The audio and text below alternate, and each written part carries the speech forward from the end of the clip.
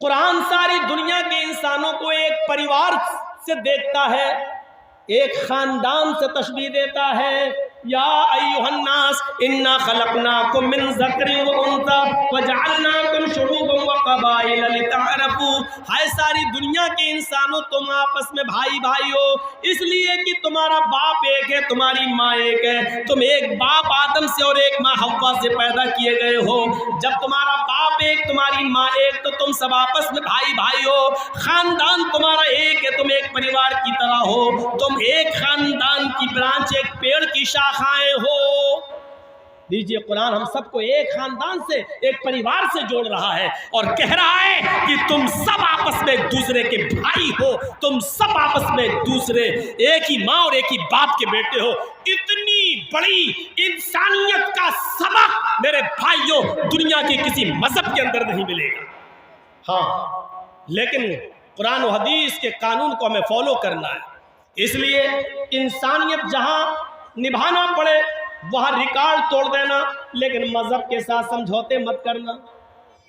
اللہ کے رسول نے یہودیوں کی مدد کی، اللہ کے نبی نے عیسائیوں کی مدد کی، اللہ کے نبی نے مجوسیوں کی مدد کی، لیکن دھرم سے سمجھوتا نہیں کیا۔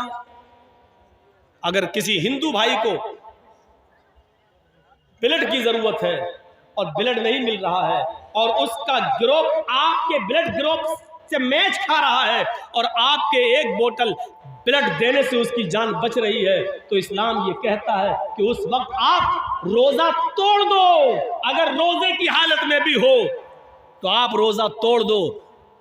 اور روزہ توڑ کر بلڈ دے دو اور بلڈ دے کر اس کی جان بچا لو۔ اس روزے کی قضا بعد میں ہو سکتی ہے، اگر جان چلی گئی تو بعد میں جان واپس نہیں آئے گی۔ ایک غیر مسلم کے لیے اسلام یہ کہتا ہے کہ تم اپنا روزہ توڑ کر بلڈ دے کر اس کی جان بچا لو، روزے کی قضا بعد میں کر لینا۔ انسانیت نبھائی تو اتنی، لیکن یہ بھی نہیں کہا کہ تم ان کے مندروں میں جا کر سجدہ کر لو۔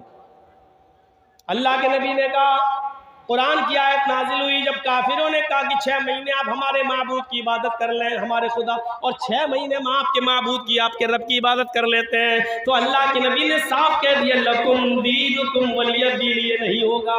انسانیت ہم نبھائیں گے لیکن دین کے ساتھ سمجھوتا نہیں کریں گے۔ تمہارے لیے تمہارا دین اور ہمارے لیے ہمارا دین، یہ سمجھوتا نہیں کر سکتے۔ قیامت کی نشانیوں میں سے ایک نشانی یہ بتائی، یصبح الرجل مؤمنا ویمسی کافرا ویمسی مؤمنا یصبح کافرا۔ ایک مسلمان کو تم دیکھو گے صبح فجر کی نماز پڑھے گا، نماز پڑھنے کے بعد قرآن کی تلاوت کرے گا، مسکینوں کو غریبوں کو کھانا کھلائے گا، صبح سویرے اٹھے گا تو وہ مومن ہوگا، لیکن شام کا سورج ڈوبنے سے پہلے پہلے وہ کافر ہو جائے گا۔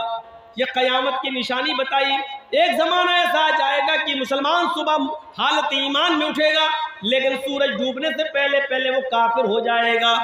آج یہ چناؤ کا دور ہے اور دیکھ لیجیے آج چناؤ کے اس دور میں ایسا ہو رہا ہے یا نہیں ہو رہا ہے۔ ایک بیچارہ مسلم کینڈیڈیٹ صبح اٹھتا ہے، فجر کی نماز پڑھنے جاتا ہے، قرآن کی تلاوت بھی کرتا ہے، غریبوں کی مدد بھی کرتا ہے، ظہر بھی پڑھتا ہے، لیکن اس کو معلوم ہے کہ ہمیں ہندو لوگوں کا بھی ووٹ لینا ہے، ہندو بھائیوں کا بھی ووٹ چاہیے۔ ہندوؤں کو خوش کرنے کے لیے وہ ان کے مندر میں چلا جاتا ہے، وہاں جا کر ٹیکا بھی لگا لیتا ہے اور مورتی پہ جا کے وہ ہار بھی چڑھا دیتا ہے، اس لیے کہ ایسا کرنے سے ہمیں ہندو بھائیوں کا ووٹ مل جائے گا۔ میرے بھائیوں، صبح وہ حالت ایمان میں اٹھا لیکن شام ہونے سے پہلے پہلے اس نے کفر کر لیا ہے۔ فرمایا اللہ کے نبی نے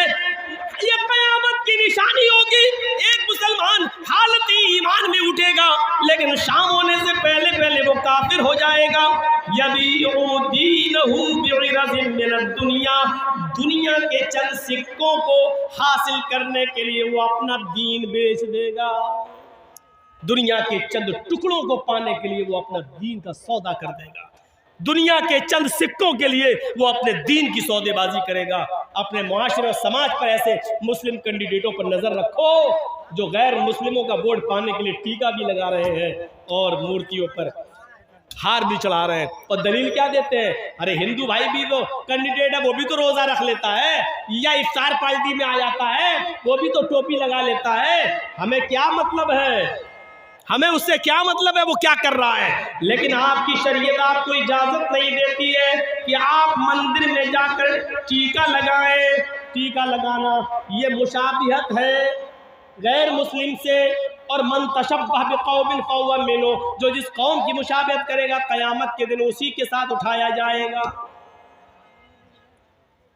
مورتیوں پر پھول اور ہار و مالائیں نہیں چڑھائی جا سکتی۔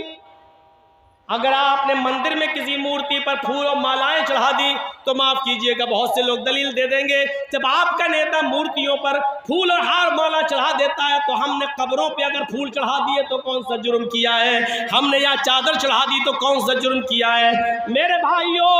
کسی بھی پتھر پر پھول اور مالا نہیں چڑھایا جا سکتا ہے، اس کے سامنے ہاتھ جوڑ کے کھڑا نہیں ہویا جا سکتا ہے۔ اگر شریعت نے کسی پتھر کو چومنے کی اجازت دی ہے تو وہ صرف حجر اسود ہے جو خانہ کعبہ میں لگا ہوا ہے، صرف اس پتھر کو چومنے کی اجازت دی ہے۔ اگر آسانی کے ساتھ وہاں جا سکتے ہو اور اس کو چھو سکتے ہو تو چھو لو، اور چوم سکتے ہو تو اس کو بوسہ دے دو، لیکن اگر یہ آسان نہ ہو، بھیڑ بہت زیادہ ہو تو ہاتھ کا اشارہ کر لو،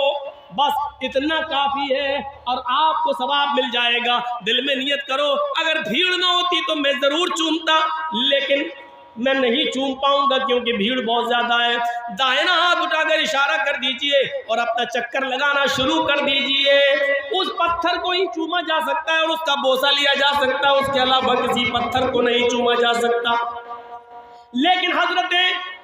عمر فاروق کا جب زمانہ آیا تو عمر فاروق کو ڈر لگنے لگا، اس پتھر کو لوگ چومتے ہیں، ایسا نہ ہو کہ اس پتھر کو آگے چل کر لوگ اس کو خدا بنا لے، معبود بنا لے، کہیں اس پتھر سے روزی روٹی نہ مانگنے لگے، اس پتھر سے کہیں اولاد نہ مانگنے لگے، اس پتھر کو بابرکت پتھر سمجھ کر برکت کے حصول کے لیے بیٹھنے نہ لگے۔ تو حضرت عمر فاروق نے طواف کرنے سے پہلے اس پتھر پہ ہاتھ رکھ کے کہا تھا، اے پتھر انک حجر لا تنفع ولا تضر، اے پتھر تو صرف ایک پتھر ہے، اے حجر اسود تو صرف ایک پتھر ہے، تو کسی کو نفع نہیں پہنچا سکتا، تو کسی کو نقصان نہیں پہنچا سکتا،